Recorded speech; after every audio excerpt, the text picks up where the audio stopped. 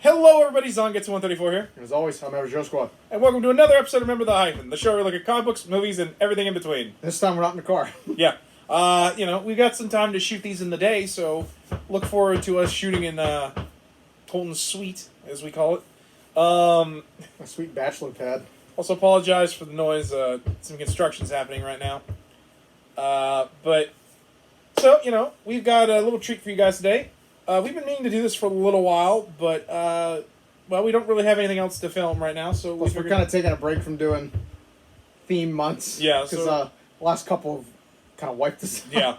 So, welcome to... We talking about the Indiana Jones trilogy. That's right, the trilogy. We're not talking about no fucking Crystal Skull. Unless it's the vodka. Which I'm going to need to get through that movie. Yeah. One of these trilogies that him and I both know pretty well, I would argue. Yeah, pretty well. And so, I figured, why not? We don't have to really rewatch these to review them.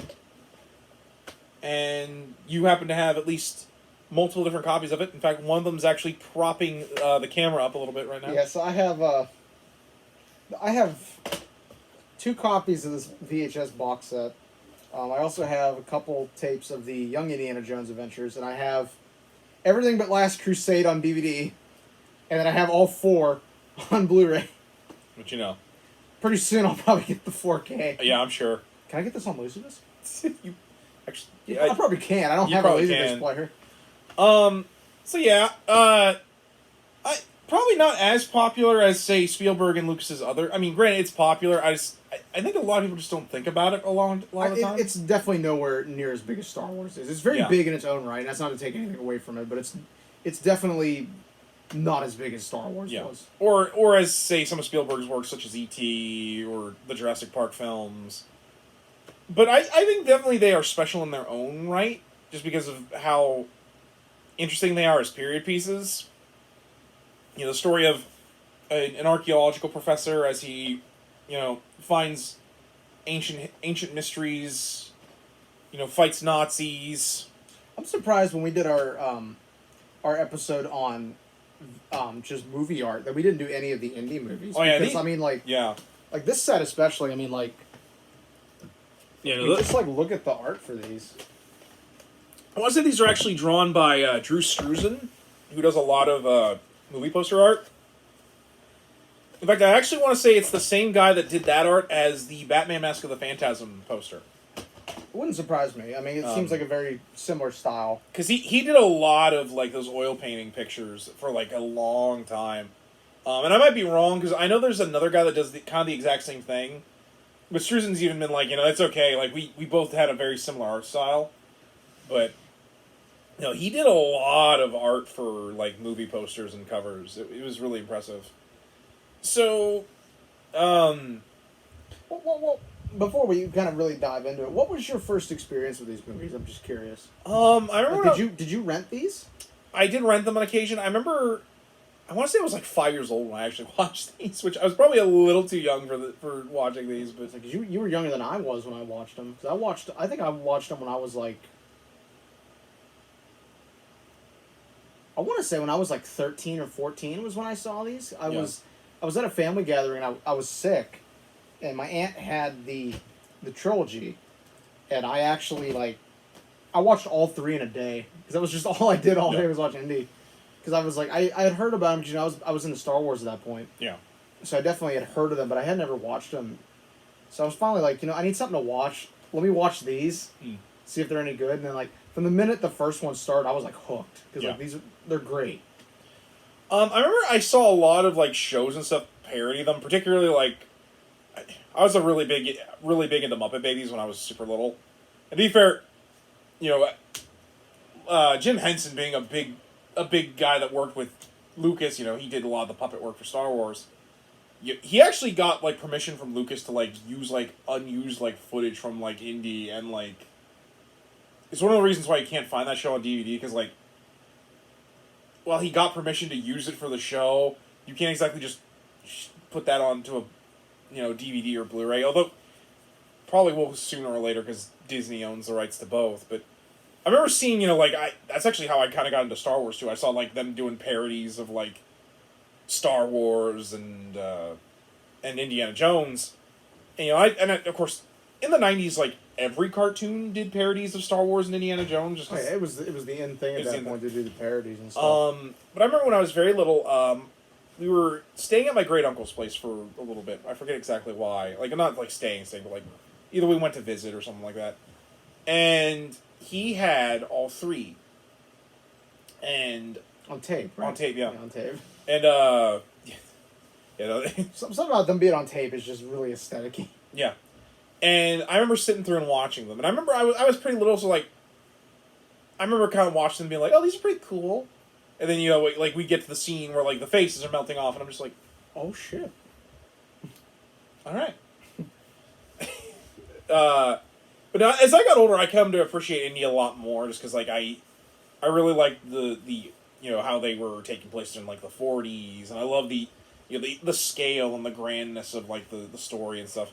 I think what really got me into Indiana Jones was a buddy of mine had an old Apple II computer, and we used to play Indiana Jones and the Fate of Atlantis a lot. See, I've never actually played that game. That game is hard as shit. We never actually got past, like, I think the first disc. But I remember really loving it because I'm like, whoa, this is like, you get to, like, solve puzzles and you go all over the place, and, like, it was surprisingly dark for a interactive children's game. Like, the fact that, like, I think someone's, like, gets exploded by, like a Nazi death ray or some bullshit like that. Because, like, the plot of that is, like, the Nazis have found, like, this chemical or, like, this material that what I believe the Atlanteans used, before it sank. I want to say it even kind of implies that, like, they had alien technology, that, like, a spaceship had crashed there and they somehow managed to reverse engineer it.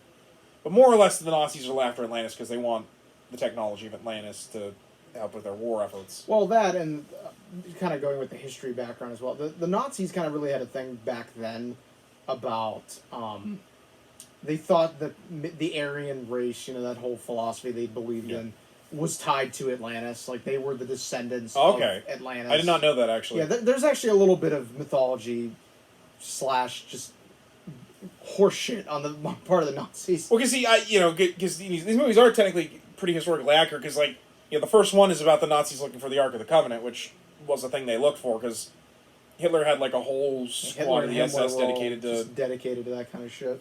To finding, like, witchcraft and shit. I know they want to look for, like, the Greek Fire, probably the Golden Fleece at some point, the Holy Grail, the Spear of Destiny. I appreciate, too, with these releases, they actually list on the back the year and, like, the locations that they take place in. Something I noticed looking over there. That's pretty cool. Yeah, these have been released to death. Oh, yeah. Absolutely. If we had time and we had actually, like, sat and watched them, we would probably talk about Young Indy as well, which was a TV show around the 1990s that kind of tried to flesh out Indy's background. But that show has, been chopped to bits with the re-release, so you can't even really watch it in the order it was released in because they've recut them. So you have to, like, watch them either, like, get the original VHS releases, which I don't have all of them. Yeah. Or I think somebody's uploaded them on YouTube. Yeah, that would make sense. But like, and they're all like an hour or so long. We didn't have time to watch all of those. It was kind of funny because, like, I remember. I'm sure we'll review them at some point. Because they didn't use the actor. They didn't use Joaquin Phoenix for it like they did for when they did Young Indy and the Crusade, right? River Phoenix. Oh, River Phoenix. Sorry. Yeah, because he was dead at that point. I'm pretty sure. Because I want to say River. One of his last roles was Last Crusade, right? I don't know. I'm not a big fan of him, so I don't know offhand. That's fair. But yeah, like that was my basically getting into it, and then as I got older, I appreciated them a lot more, just because like I think when you're a kid you enjoy the action, but like when you get older you can kind of appreciate like the story the whole picture basically. Yeah. Your feelings on the. Like I said, I love it. I love Indy. To me, it's a blending of all the things I really love, where you got a great story, historical background, great acting on the part of Harrison Ford. He's fantastic in all of these movies. Oh, yeah. It's really just an amalgamation of just so much stuff from movies that we love. You got action, you got romance, you got supernatural elements, you got like tense scenes. Like there's something in it for everybody. I think one of the biggest grabs for it is that it feels like a B movie or an old like Republic serial, which is really what they were going for. Yeah, but it has the budget of a big Hollywood movie. You kind of like how like Star Wars felt like a big production of like Flash Gordon. Yeah, like I think that was one of the things I think Lucas and Spielberg always had a really good thing about when they made these kind of films, that like they knew you didn't mind some of the hokey or corny stuff with those kind of things, as long as they had the budget to make it work. Yeah. Which I think is something a lot of filmmakers today kind of miss, like particularly like with some superhero films where like they want to make them dark and mature, but then they kind of forget that like, oh yeah, we're making a movie that people are coming here to enjoy. Well, not only that, like we're doing superheroes. You can't take some of the inherent silliness out of superheroes without kind of making it seem like you're parroting it. Yeah, or kind of just not doing a superhero movie in general. But yeah, I think that's also kind of what is missing from Crystal Skull if we were to just take it aside, because I think Crystal Skull, like, much like you feel with Spider-Man 3, there's a good movie in there. Yeah. It's just the editing is not very good on it. Well, then, like, I feel like a lot of the B-movie stuff's missing from that, because they want to be so much more serious, which is weird, because it's taking place in, like, the 50s. You'd think, like, they could, like... And with the most recent one that's forthcoming, it's going to take place in the 60s. Yeah. Which is going to be fucking surreal. But, you know, I'm also one of those people that, like, I kind of prefer Indy more in the 30s and 40s, but I think that's mostly just because, like... I would even take him, like, in, like, just... I feel like he works better for that time period, because I feel like at that point it was a period where the world felt a little bit bigger. Yeah. So you kind of could tell... You feel like you have room to tell a story there, that you can do, like, the globe trotting across the entire planet, where I don't really feel like anymore you can really tell a story like that. I think probably the closest someone has ever come is, like, Tomb Raider. Yeah. Because, like, in my opinion, I think that you kind of hit the nail on the head. Why I'm not really a big fan of Nathan Drake, because I'm like, you're just doing Indiana Jones, but, like... Give me a good fucking indie game. Yeah. Which, I mean, Bethesda's working on one. Yeah, which that looks like it actually could be pretty good. I'm hoping that's good, because I would love to get that. You know, for all my railings I make on Bethesda, like... Because I don't think they're making it. I think they're publishing it, is what it is. Well, I think that's one of the things that I think Bethesda has gotten into their head ever since Fallout 76 was such a disaster. I think they're like... We're just going to publish. Yeah, because, like, you can clearly tell they were very hands-off with, like, Doom and Doom Eternal. Like, which is why I think those did so well. Because, like... Well, then, of course, you had, like, the original studio make those, but... Okay, so... Real quick, I gotta ask you what you prefer. Han Solo or Indiana Jones? And there is a right answer. There's the right answer. I mean, you want to ask me how to make world peace? I mean, because I feel like that would be an easier question here. I need some beans for the chowder here. I don't know the answer. I really like both. I can't honestly pick, and I feel like whatever answer I give, there's going to be a period where I feel different. That's fair. I go back and forth. Really, there are aspects of both that I really, really enjoy. Yeah. For me, I kind of like Indy. I think Indy edges me out a little bit more, but that's mostly because I think Indy's just a little bit more interesting to me, just because of, like... Well, it's because Indy shoots second. He's obviously not a scoundrel. Like no, well, for me, more, it's, like... I think Indy's just a little bit more interesting, because, like, he gets out of some scrapes that, like, you don't think he should be able to get out of, like... He pulls some, like, quite honestly, pulls something out of his ass. You know, like, and not like that, like, I'm not saying Han doesn't take... like, it's fun watching Indy get the shit beat out of him and then eventually come out on top. Like, when he fights that real big Nazi guy, and he just can't... And, like, you know, that scene where, like, the propeller blades and he's just like... No, that's, like, one of the really good cuts. Or, like, that... I can't remember which one, if it's this or if it's Crusade, where they're fighting on the tank and the tank That's Crusade. Yeah, that's like, Crusade. That fight on the tank is so fucking good. Like, it's got some tight editing on it, too. Well, you know, like... Just like one of the things that I think always makes Indy so interesting for me to, at least compared to Han, is just that, like, that he doesn't feel as invincible as Han. Like, like, you know, he takes hits, he gets tossed around, he has to, like... There's quite a few times he gets actually pretty fucked up. Yeah. You know, like... Or, like, you know, like, he's in like really tense situations like that, like the scene in Raiders with the snakes and the torch. And he has to use the torch to like carve a path. Snakes.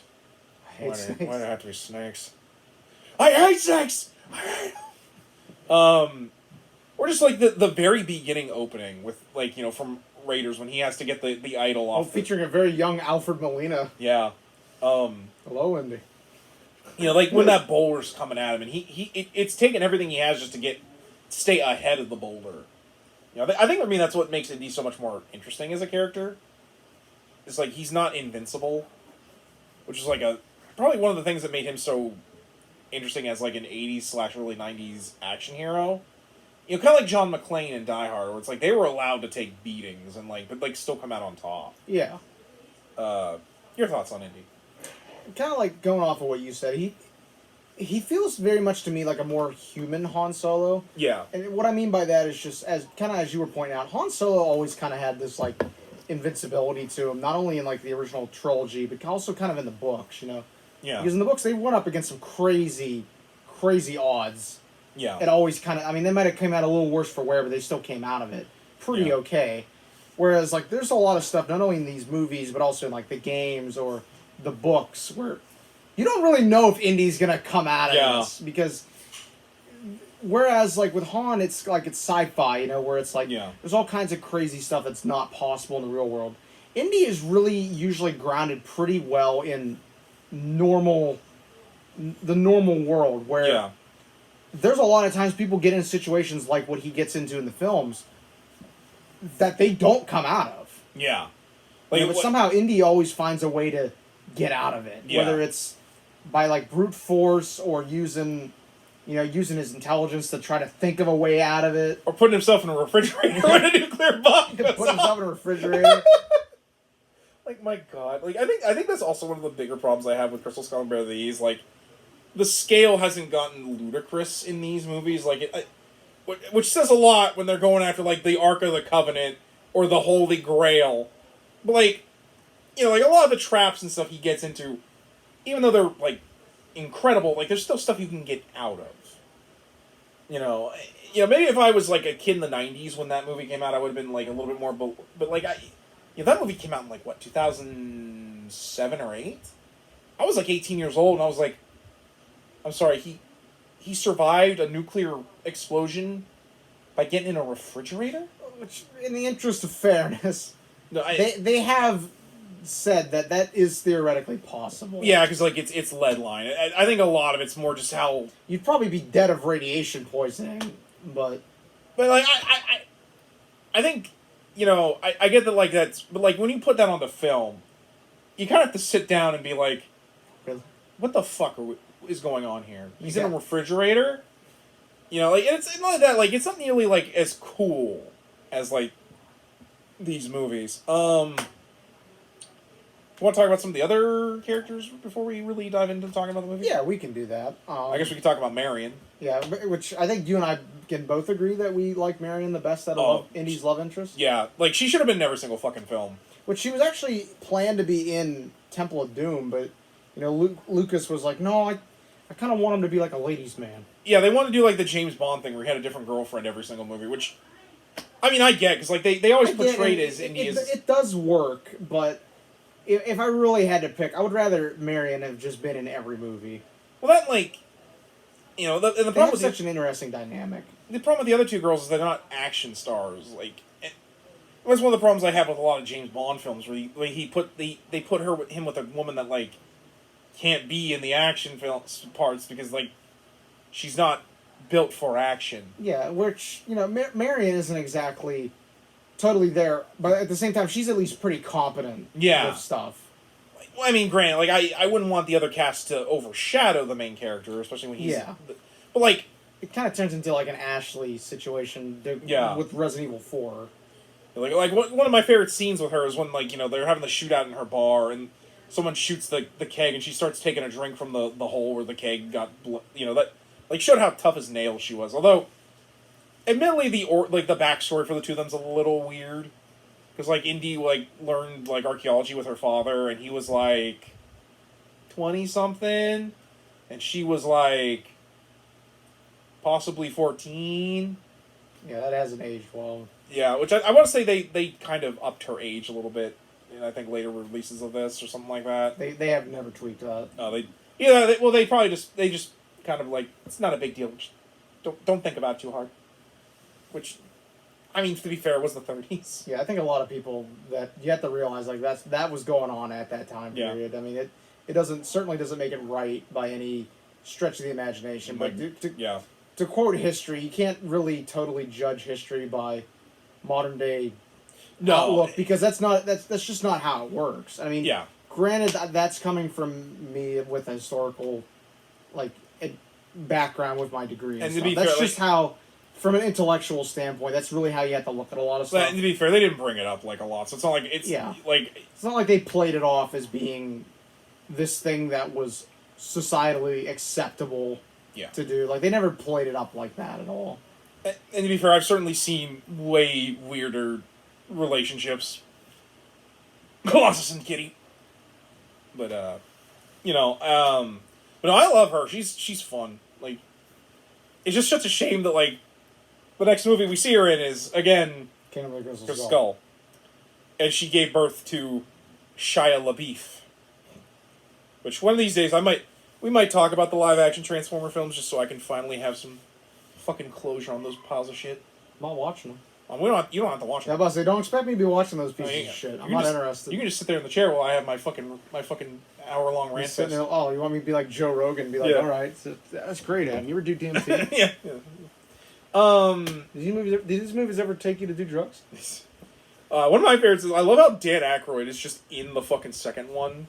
He's like the guy that gives him the plane and like tells him where to go to find what are they trying to find in the second one? The Heart of Kali or something like that? The Heart of Kali. Yeah. And like, I just love he's in there for like no fucking reason. It's like one of those like high level cameos, like, you know, like you have like Harrison Ford cameos in Apocalypse Now. Yeah. Of course, you know, what indie film would be without the Nazis? It's always a good movie when indies just fighting fucking Nazis. I love the dude with the glasses. That the main bad guy in the guy that's like for the Gestapo. Basically. Yeah, the dude who gets like that when he tries to pick up that thing after it's been in the fire. The amulet. The amulet. And he gets that burn on his hand. Like that scene where he's like Heil Hitler and he shows. And I'm like, oh, you got real fucked up. I mean, he's such a great villain because he's just so. He's intimidating. Like that scene where he pulls out the weird stick thing, and you think it's like some sort of weapon he's going to use on Marion, and then he turns it into like a coat hanger, and that was such a great scene to show how fucking scary that motherfucker was. You know, especially because like half this movie, like the Nazis are just a fucking joke the entire time, as they should be, but like oof. Like I said, it's always a good indie movie when he's fighting and killing fucking Nazis. Yeah. Or banging the Nazis as the third movie happens. Oh my god. She talks naturally. Oh, Dad! Like, how often has that happened to you, Indy, that your dad's banged a chick before you have? Granted, he's Sean Connery, so... He's Sean Connery, so it makes sense. Anyway, let's go ahead and dive into the movies finally. So, the first one is obviously... This is the one I consider to be the best. Oh, absolutely. Raiders of the Lost Ark. Which takes place in 36. So, right in the middle of the trilogy. Yeah. It was originally just called Raiders of the Lost Ark upon release, and then later releases they put the Indiana Jones and the... Yeah, much like... I know that's a big issue. Like, I'm in a couple groups on Facebook. There are people that really take issue with that. I don't really think it's that big a deal. Like, to be fair, because I know a lot of people, they don't call it Indiana Jones. They just call it straight up Raiders. The other one's just Indiana Jones. That's how I do it. It's Raiders of the Lost Ark. Even then, I'll say, like, Temple of Doom or Crusade. I don't really ever say the full title. Yeah. Most people, if you say those, they know what you're talking about. Yeah. To be honest, it doesn't bother me, because it's just like how, like, the original Star Wars was just Star Wars, and now it's Star Wars Episode 4 New Hope. Yeah. Like, it's not like it's that big of a deal. It's just simply taking what was not originally supposed to be a trilogy and making it work. Yeah, exactly. You know, it's certainly not as, like, say, Rambo First Blood Part 2. Or just Rambo 3. What's going to be the next one? Just called John Rambo? Oh, shit, it actually was. Oh, my God. No, Chronologically confused. if you really want to get into it, how like the first 5 Rockies are actually numbered, and then the last one is Rocky Balboa. You know, if they made a 7th, it'd be called the Italian Stallion. I'm gonna go fight the Martians on Mars. Can't go to Mars. There's no air. I mean, there's no air for him neither. Yes. But yeah, so in this one, again, as the title implies, you know, Indy's going up against the Nazis, and he's trying to find the Ark of the Covenant before they do. Yeah. It leads him up against a rival that he has named Belloc, who dies at the end of this. But even then, like... Belloc! I remember in Young Indy, they really wanted to build up that rivalry. And even it's mentioned in the books quite a few times that he shows up. And it's really... What I like about it is, with this being the first movie, they don't, like, stop to explain the relationship between those two. Yeah. Like, you get everything you need to get out of it, which is like, hey, they're rivals. They go after the same thing. Indy gets stuff, you know, to put it in museums. Belloc does it to sell. Yeah. And also, one of the things I love, because this movie does the same... It does the same thing every single time.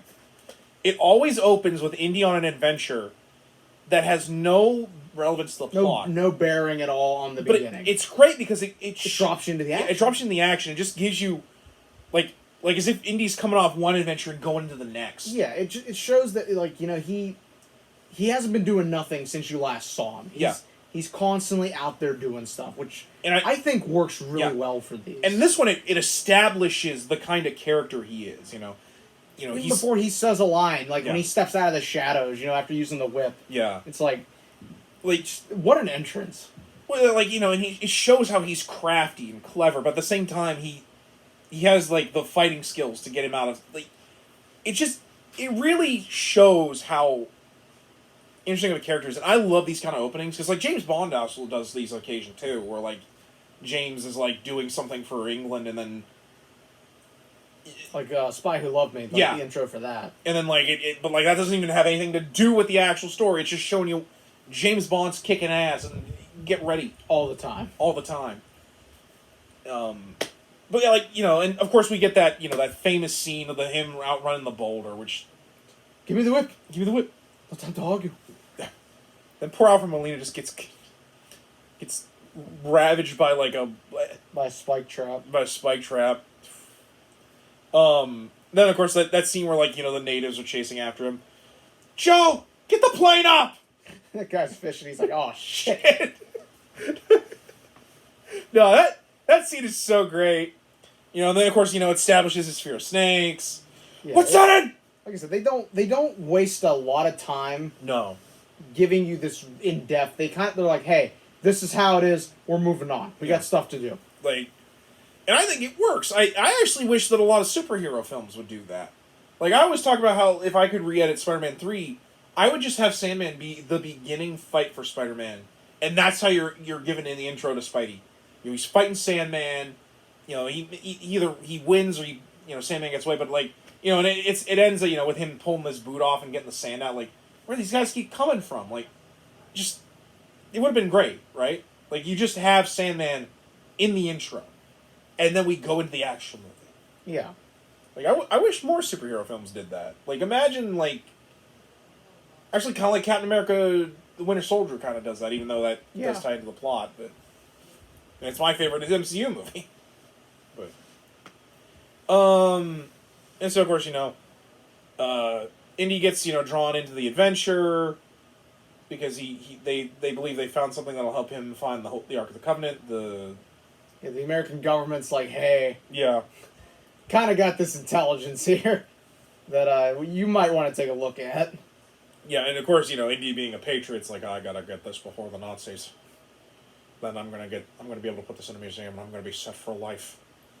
Yeah, one of the things I think that makes Indy so great is, like, well, he does appreciate putting these pieces into museums and preserving history.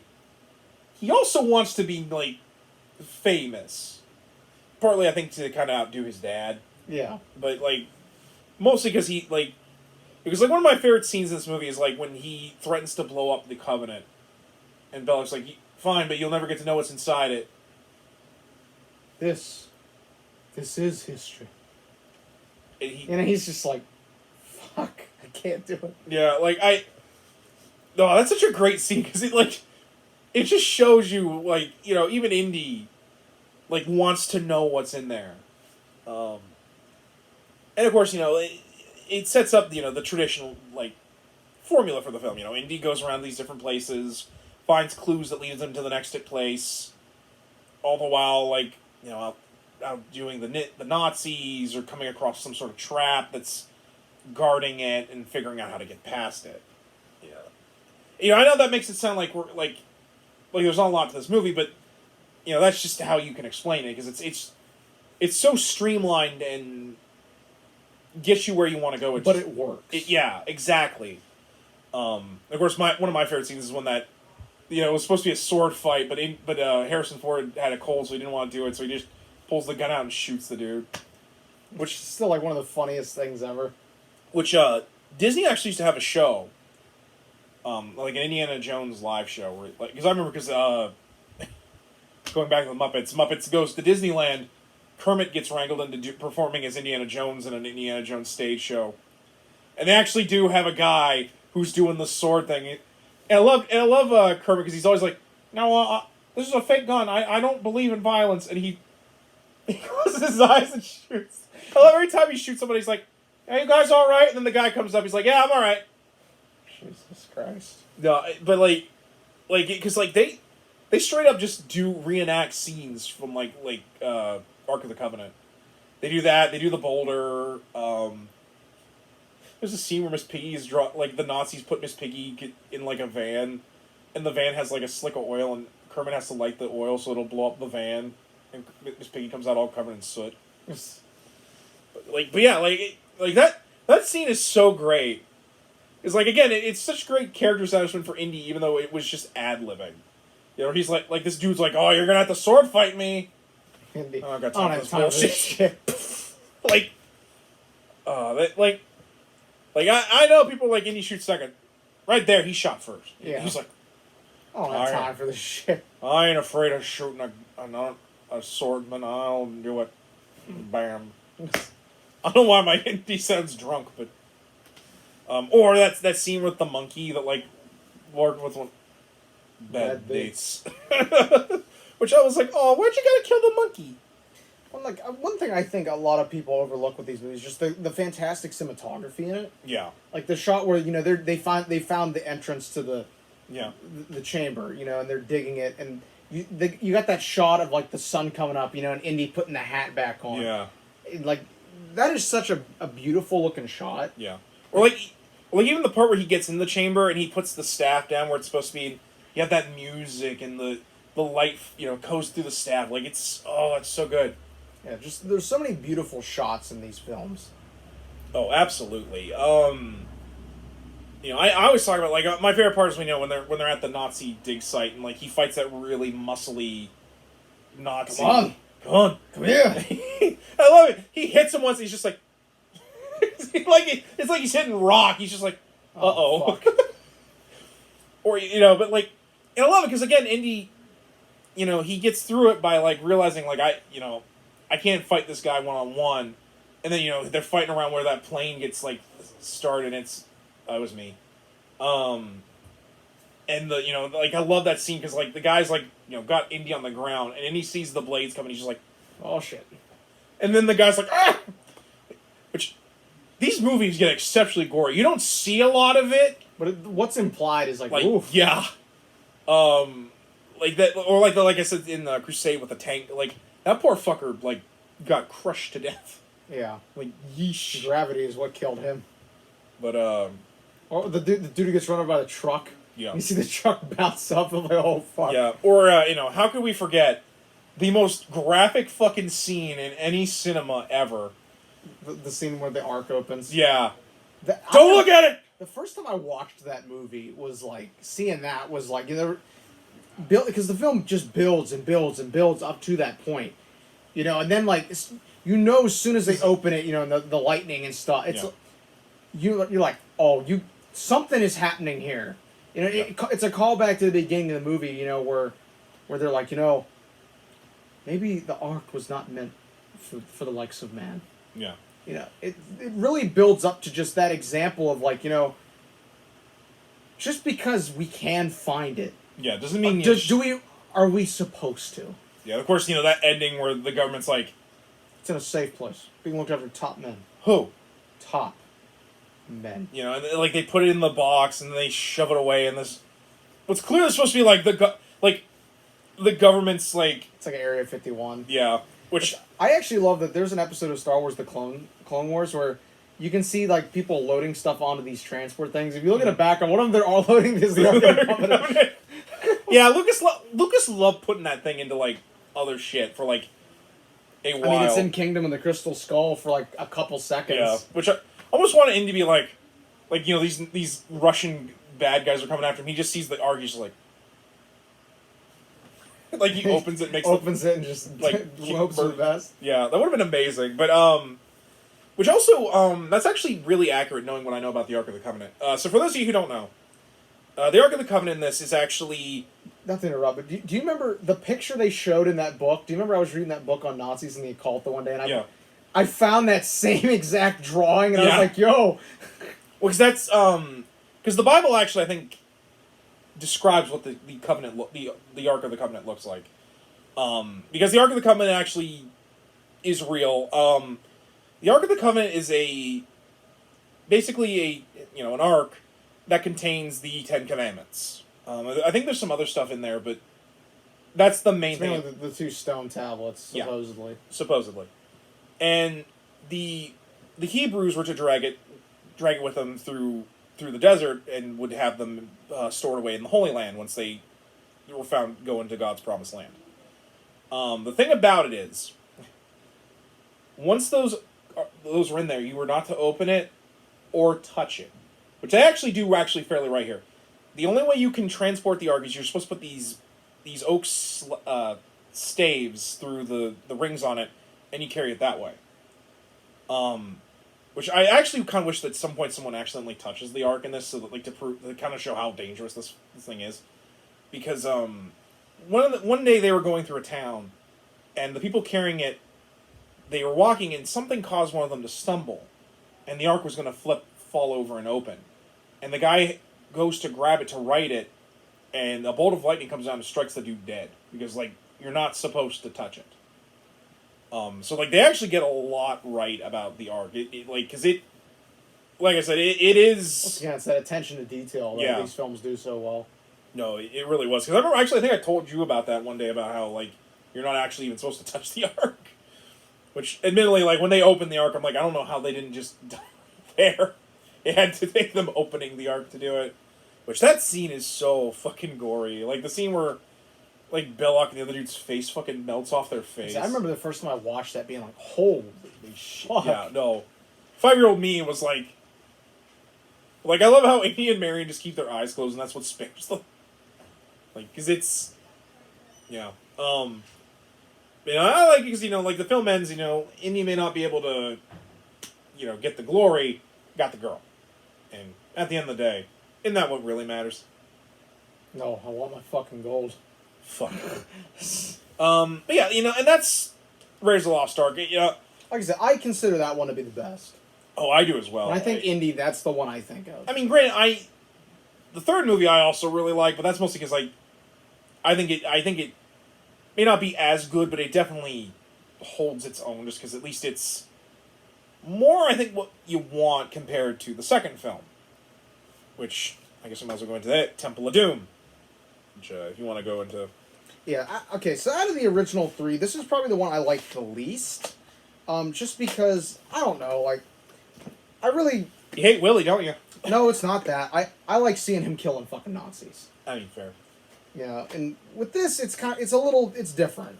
It's really all I can do to really describe it is this is very, very different, I feel, from the other indie movies, which isn't a bad thing. There's a lot more kind of mythical level kind of stuff in it. And what I mean by that is you have a lot, you kind of go with ancient beliefs and stuff, and yeah. Which, granted, that's right up Indy's wheelhouse, but yeah. I don't know. This was always the one I kind of felt was the lesser of the 3. Yeah, I can see what you mean, because it really doesn't feel like the first film or the second, because there's a lot less traps. It's more about Indy kind of getting lost and fucking around in the jungle for a good portion of it. You know, the fact that like we're shit. Where does this take place again? For most of it, it's like Himalayas and Shanghai. Yeah, Shanghai and the Himalayas. Like, it feels definitely off. Like, it doesn't even have like a cold open like the others do. Like, it opens with Indy trying to talk to this guy because he wants the information that this guy has on the heart of Kali. They're at Club Obi-Wan. Oh, fuck! I forgot that was what that was Club called. Obi-Wan. Oh, that's the one at the end of the first one. My bad. I'm pretty sure it's in one of them. They have a thing called Club Obi-Wan. But like, and it's just like so silly. Like, you have the part where Indy's poison and like the showgirls are running around. Like, it feels like I'm watching a fucking Benny Hill sketch. And it's just, it's a lot more ludicrous than the first one. Like, you know, that scene where like Indy and Willie have to jump through all the awnings, which I love Mythbusters actually proved that would actually probably get you fucking dead. But, you know, and like, he's getting chased around and Willie's being an obnoxious, annoying twat for most of it. And then, of course, you get his sidekick, Short Round, which... Things that have not aged well. Yeah, I mean, granted, I get why people think he's, like, I certainly feel there's a little bit of racial stereotyping there, but at least he's, like, useful. Like, he's the one who drives the car. Like, he actually can, like, do... Willie is worthless. Next to worthless. Like, she spends most of this film just screaming. Or yelling at Indy, which I'm like, why are you into her? Is it because she's blonde? It's like, you can find a much... Yeah, I was like, Indy, you can do a lot better. Then, like, it's really hilarious, like, that one scene where he's like, I think I'm going to go check on my Willie. And I'm like, did you just make a penis joke? Like, even Short Round's like...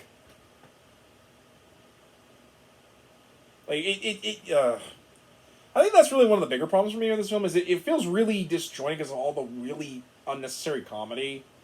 Like that scene where, like, Indy and Willie are about to bang, and then Indy gets attacked, and she's, like, talking through, like, about how, like... And then, like...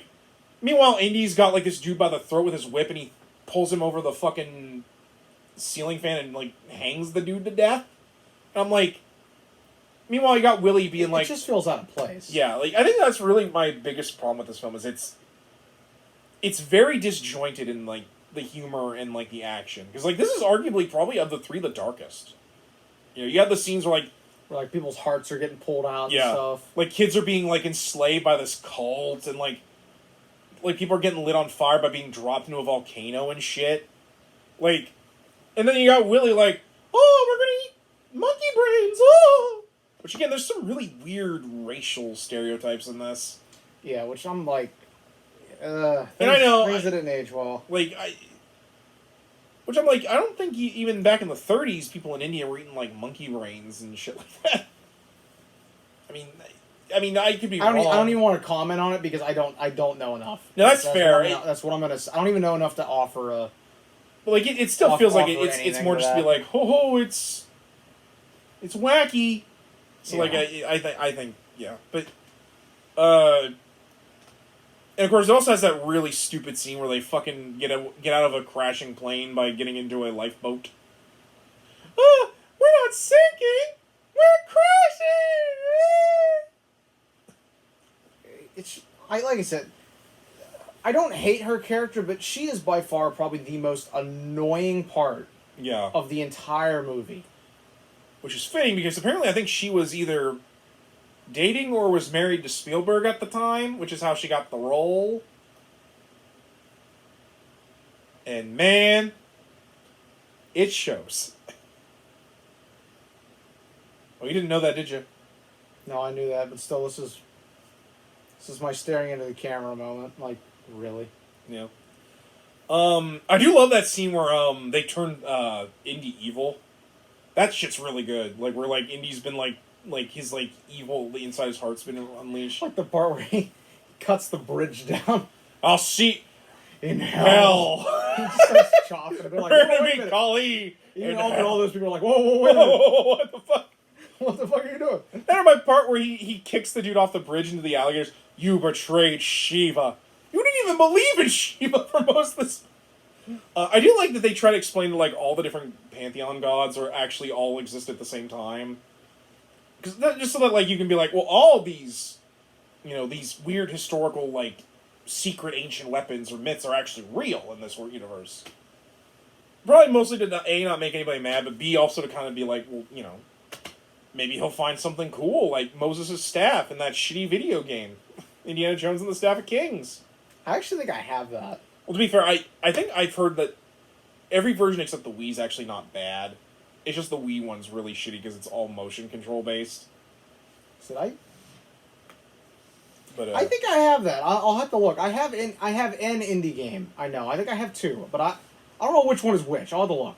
But mine might be the Emperor's Tomb.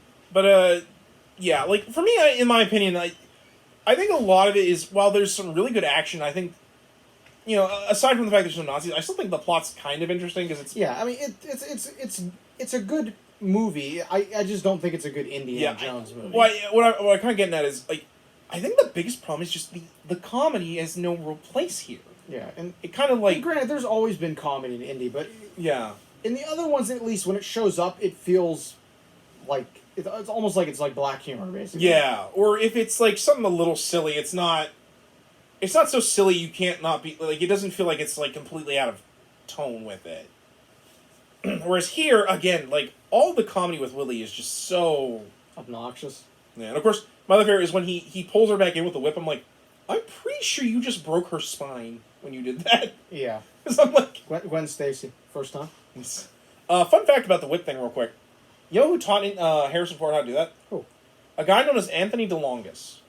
He also has done like whip stuff in other movies. I know particularly he played Trapjaw in the Dolph Lundgren live-action He-Man movie. Yeah, he's taught a lot of different actors how to use the bullwhip. I wonder if maybe he was the one that taught Michelle Pfeiffer how to use the bullwhip. Actually, I think he was, actually. But yeah, I've actually seen him on Good Mythical Morning when he was using his whip on Rhett's ass. He sounds exactly like you think he sounds. Hello, my name's Anthony DeLongis. He is the most cowboy-sounding dude I've ever seen. Like, this dude looks like he's in his 70s, but he is like a full-on cowboy. Like a real cowboy. And I'm just like, I'd like to have a beer with you. Because you look like an interesting fella. But, yeah. Any final thoughts you have on Temple of Doom? Like I said, I feel like it's a good movie. It's very, very enjoyable. And if I'm watching them all, I'm obviously going to watch it. But if I'm going to just pick one to watch, it's probably not going to be Temple of Doom. It's either going to be, Raiders or it's going to be Last Crusade. Yeah. And speaking of, Last Crusade. Now this one, I think I love it a lot just because, like, it finally gives us a little bit more about, like, Indy's past and history. Like, granted, I think it's kind of ridiculous that he got the whip and the hat on the same fucking day. Yeah. That's a little kismet, but, anyway, if you want to kind of... So I'm, like, lost in the cover art right here. It's good cover art. But, yeah, this was probably the one that when I watched... I felt it kind of had... Coming off Temple of Doom, I felt this one, the intro was a little bit slow and then it picked up. Mm. And again, I mean, he's fighting Nazis again, so it's automatically a win, seeing Nazis getting killed and shit. But what I think I like about this one and why I feel it's better than Temple of Doom is that it really goes back to the looking for relics. Yeah. Stick, basically, where Raiders was about finding the lost ark. This is about finding the Holy Grail. Yeah. I've got a couple other ones where, like, I got a couple books where, like, there's one where, like, he goes, like, Stonehenge. There's another one where they're looking for, like, this hidden temple up in the Arctic. I think Indy works best when he's looking for, like, stuff that, we kind of consider to be, like, myths or stuff like Atlantis or... Yeah, I want to say there's a game I would where love one where he's looking for the Temple of the Hall of Records that's supposedly underneath the Sphinx. I want to say, one of them, I think, like, one of the books he's actually looking for the Golden Fleece. I'll have to see. I might have that. I have a couple of them. Yeah, I don't have all of them, but I have quite a few. Yeah, because there's a lot of them. Because I also love how, like, they're chaptered 24, 23, and 25. Yeah, because this was when they did the anniversary... Not the anniversary, but they did the Young Indie Chronicles, so, like, you can actually, like... Oh, so they actually try to, like, say which... Here, I'll show you. That's actually kind of cool. I'll show you. Wow, that's... So, like, they actually do it kind of like it's an old cereal. Wow, that's actually really neat. Huh. That's actually really cool. Yeah. I did not know that. Yeah, I guess since we got them here, I'll show these off. I bought these somewhere used. These are obviously like ex-rental copies, but I mean, you can tell they're the same thing because it shows like the year on the back and the location. Oh, hey, there's a clown, just like another James Bond film. That's, Oh, that's actually really neat. yeah. But, yeah, and of course, in this one, like... I was actually going to bring that up, and then I saw you notice them, like, oh, they're labeled chapters. I'm like... Yeah, I thought they were just kind of doing that to be like, hey, it's like you're like... No, so when like, you're putting them on a shelf, you can... That's actually really they cool. all match. Huh. That's actually pretty neat. But yeah, like, you know, this one, you know, brings in, of course, his dad, Dr. Jones. No, not that one. Who, of course, I think he starts off by sending him a letter, right? Because he's like, I found or at least I think I'm on the key to finding the Holy Grail. Yeah, which is, you know, it's implied like him and his dad have a very rocky relationship. And not only that, like, also implying that, like, Dr. Jones, like, was obsessed with the Holy Grail, like, for most of Indy's childhood. You left right when you became interested. Which I'm like, damn.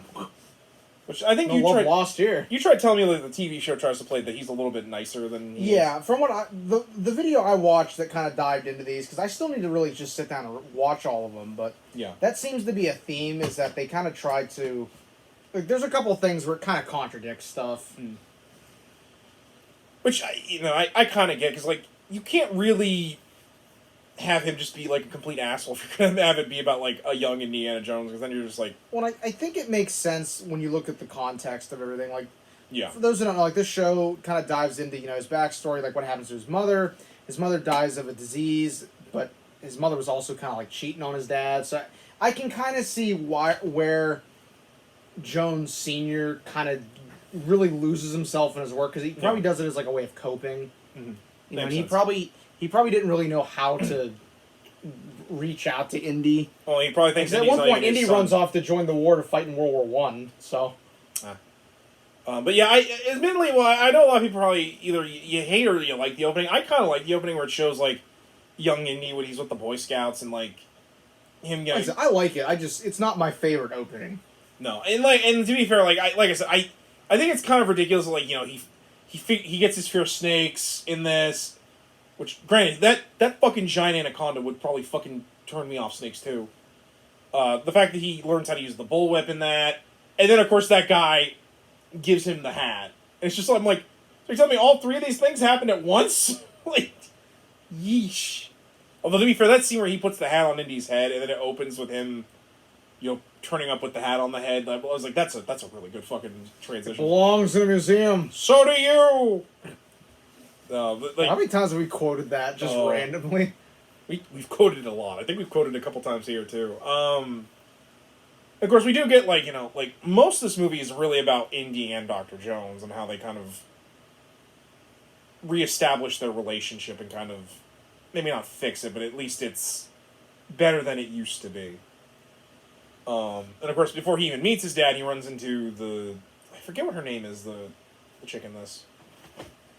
Well, let me tell you. Except it doesn't fucking say on here. That's great. It's something... Her actress is Allison Doody, is who it is. Doody. Or I think I'm pronouncing that correctly. let me look it up real quick. But she convinces Indy because like she brings the letter about his dad, he was in trouble because he thinks he's found the Grail, which because like I said, I remember correctly, like one of the things that like really... Elsa Schneider is who it is. Elsa. Oh. Elsa, She-Wolf of the SS. Oh my fucking god! That's not where I thought you were going with that, but okay. Well, you didn't think I was going to make a Nazi exploitation reference? No. Anyway, get back. Oh, I know what you thought I was going to. No, get back to the fucking... We're not referencing that. So, you know, Ilsa, obviously Von Evil, you know, gets, you know, Indy on the case. Turns out she's working with the Nazis. Who'da thunk? Shocked face. Shocked Pikachu.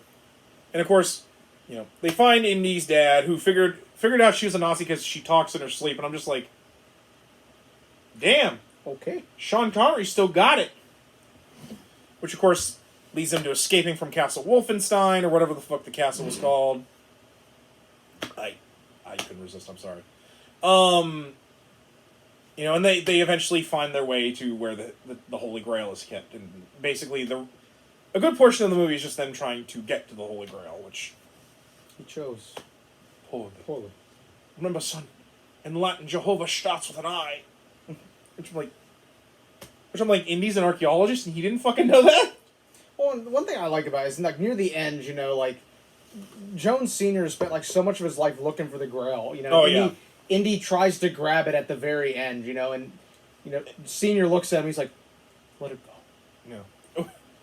Well, it helps he got to take a drink from it and gain immortality. Yeah. Except that he dies in Crystal Skull, because Connery's like... Well, no, because the reason I actually... Because a lot of people have brought that up. They bring this up in the movie. Yeah, you actually explained it to me, and I'm like, oh yeah, you have to actually stay in that temple. Yeah. To stay there. That is the cost of immortal life. They bring that up in the movie. I'm not too surprised that there are people that miss that. Yeah, because it's one of those things where you're... Well, then, usually the idea is, regardless of where it is, once you drink from the Grail, you gain eternal life. But, like I said, you at least explained to me, and then I was like, oh yeah, I kind of forgot about that. But, granted, like I said, he at least got to know it existed, and, even though he can't tell anyone about it, at least he had closure finding it, which I think is one of the things that... Well, then at the end you get that iconic shot of them riding off into the sunset. Probably going on yet another adventure. We named the dog in Indiana. That scene where he brings down the fucking German plane with the fucking seagulls. What plane is that, anyways? I can't even remember what the plane in that scene is. I'm gonna have to look it up. I can probably tell you. It's probably... I want to say it's probably a Messerschmitt. Yeah, I was about to say it's probably a Messerschmitt. Planes Adam only knows because he's watched the Daffy Duck cartoon where Daffy fights a Nazi. I'm a historian. Man, it's not a big deal. For my god, I called this castle fucking Wolfenstein. It's not even actually a Nazi castle. It's just a castle they look. I'm almost positive they just showed a busted up picture of the fuselage. It's got to be a Messerschmitt. Has to be. A mess of Messerschmitts.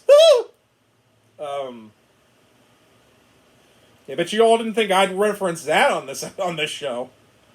Yeah, it's a Messerschmitt. I don't know what model, but it's a Messerschmitt. That's all you need to know. But no, I think this movie does at least, even though it's not as good, I still think it's pretty close to more what you wanted out of a sequel for the first film. That to me, Last Crusade is what I would have done after. Yeah. Raiders. I mean, I can kind of see why they didn't, because they kind of wanted to do something different, just to kind of test the boundaries and stuff. But Last Crusade, I really feel is a very spiritual successor to Raiders. Oh, absolutely. And also, again, I really love when they're going through the cave, or from trying to cross that, that rock bridge that will fall out if you don't spell Jehovah right. The blade thing where you have to kneel before God, and you have to flip through the blades. That shit's cool. I love that. That's just a cool little or even having to take a leap of faith by walking across an invisible bridge. Well, how about that tank scene? Oh, that tank scene is so fucking good. That tank scene is amazing. He looks over the side, and then he just shows up with everybody else. Look at her. Okay. I thought I lost you, boy. No, that was good. Because like I said, that scene where old Dr. Jones Sr. He's so crafty, he's able to bring down a plane with just some seagulls and an umbrella. It even shows a little bit Indy did learn something from his dad. That's how to be a clever bastard. Or that scene where they're tied up on the chairs and it keeps revolving. Fireplace. Dad, what? That was really good, yeah. No. And of course that really great scene where the Nazis and Indy have made it into the chamber where the old knight is, and he's just an old because he's been guarding the Grail for so long. Of course the scene we've joked a lot about. You must choose, but choose wisely. Of course, it's so fucking obvious. This one. How did you know? Well, I figured the monk that says I love Jesus. Yeah, it's so obvious. Jesus was the son of a carpenter, so obviously it'd be the one made out of wood. I'm like, It's taken them like thousands of years, and this is how you figure it out. No one else could have done that. No one else could have figured this out. Yeah, I mean, great. I love it because like they're like, it's the grail, the goblet of a king. So of course it'd be like ornate and beautiful. That or that scene where the guy chooses poorly and it fucking disintegrates him, like it ages him to death. I'm like, holy shit. Then of course Ilsa Von evil bad guy falling to her death because she wants the Grail. To answer your question, the guy that plays really young Indy in this is it's Sean Patrick Flannery. It's not River Phoenix. Okay. So I remember you had asked that earlier. I couldn't remember that guy's name. Because I know in the movie River Phoenix plays Indy. Yeah. Well, young Indy. Well, an interesting thing. I know we're kind of getting back to young Indy, but there's an episode Harrison actually shows up. Really? Yeah, he shows up and I think he's actually credited in the credits as old Indiana Jones. Well, yeah, I mean, So, like, because I think there's like some weird travel. Time travel? I've never seen the episodes. I don't really want to nail that down, but I know Harrison's in it. Yeah. Okay. Which is kind of cool. That is actually kind of cool. They wanted him to play the old Indy, Mm-hmm. and they used to bookend all those episodes, but he didn't do it for some reason. I'm doing Air Force One. I don't got time for this bullshit. No, I think he had a reason why he didn't do it. I'd have to look it up. Well, didn't also. I want to say, weren't like one of these movies being shot while like Return of the Jedi was also being shot or something like that? Probably Last Crusade. I was about to say he probably was pretty busy at that 89. time. This is 80. 81. This was shot right after it, 84, because Return of the Jedi is 83. I mean, like, because Ford was pretty busy during most of the 80s. Witness. One day we're going to review Witness. Harrison Ford month. Are we going to do, like, really weird out there shit for him, too? We're going to do Air Force One? Yeah, we can do that. Get off my plane. Clear and present danger. No. Alright, I might actually have that. I don't know. I'll have to look and see which ones I have. So yeah, that's, any more last thoughts for Crusade before we kind of rate these? Like I said, I really, really enjoy Last Crusade. For some reason, I don't know why that was the one I was never able to find on DVD before I bought my Blu-ray set. That is kind of weird. Like, It's very weird. I would run across all the other ones. Like, I had Raiders, I had Temple Doom, I had Kingdom, and my Kingdom's actually the next Blockbuster copy. But I was never able to find Last Crusade. I don't know why. I would always find it on tape. Yeah. I don't know why. It's very Maybe weird. people just really like Last Crusade. Which is weird, because the only one I've really ever heard people talk about is Raiders. Yeah. Which, again, like, I find kind of sad, because, like, I love talking about Last Crusade. Last Crusade's fun. I love talking about all these. I mean, at the end of the day, I mean, they do their job, they tell a story, and they do it well, and they do it entertaining. Yeah. And I feel like that's why people have such a love for these movies, and they keep coming back to them.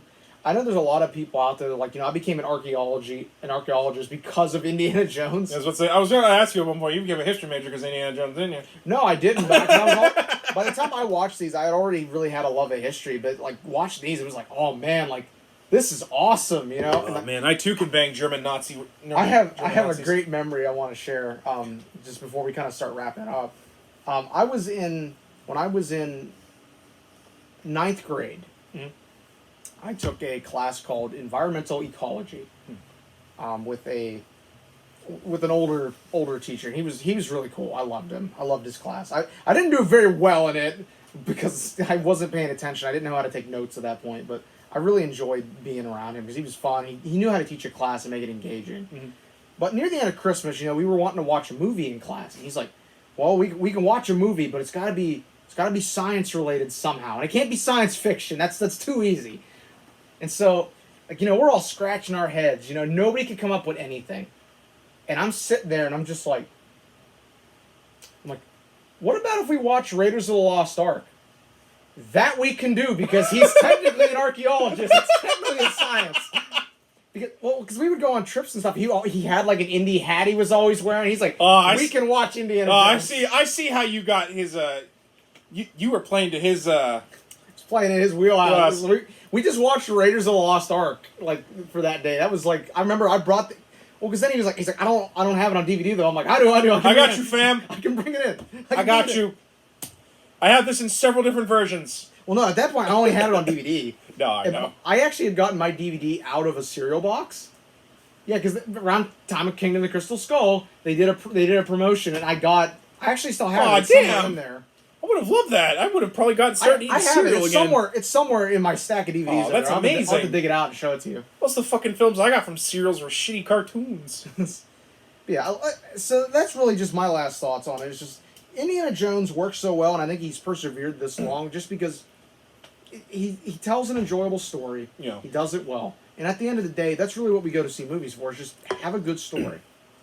Yeah, and, like, regardless of your feelings on Crystal Skull, I don't think that movie even had enough power to, like, taint these. Because, like, we still talk about these films. And I mean, like I said earlier, I think there's a good movie in Crystal Skull. I just don't think it's not anywhere near as good as the original 3. As do I. But, you know, getting back to our ratings, obviously Raiders is like a 10 out of 10. 10 out of 10, without a doubt. Without a shred of a doubt. It's such a solid picture. Like you can't really... That's the one I put on the most out of any of these. If it's on TV and I got nothing else, I'm like, I'll watch this. If there's something for me else to watch, I'm going to be tempted to watch Raiders. it. Yeah, like, it's just starting? Well, hell, Raiders, yeah, all right. Hell, I'm in. Yeah, I got 2 hours to kill. Temple of Doom, I'm going to give an 8 out of 10. Still a solid movie, but it's got parts in it that annoy me. I'd probably give it a 7 just because, like, Willie is that annoying for me. Like, she is just the worst love interest ever. And that says something, because we've talked about a lot of crappy love interests on the show. But otherwise, I think it's still pretty fun.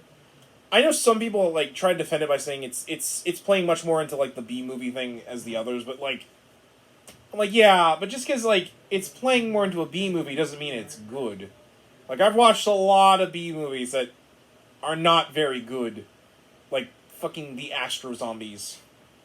Someone I want to show that to you, just so, like, you get how fucking boring and shitty that movie is. Which I need to find it. I have it somewhere, but it's... I'm pretty sure it's in that stack over there of stuff you've loaned me. Ah, alrighty. What's that? I was just about to say, Last Crusade, I'll give a 9 out of 10 too. I'd give it a 9 out of 10 too. Yep, definitely enjoyable. It's a little bumpy in places, but like... I'm going to take a point off because it's not Raiders. Yeah. For me, I think it's more just kind of...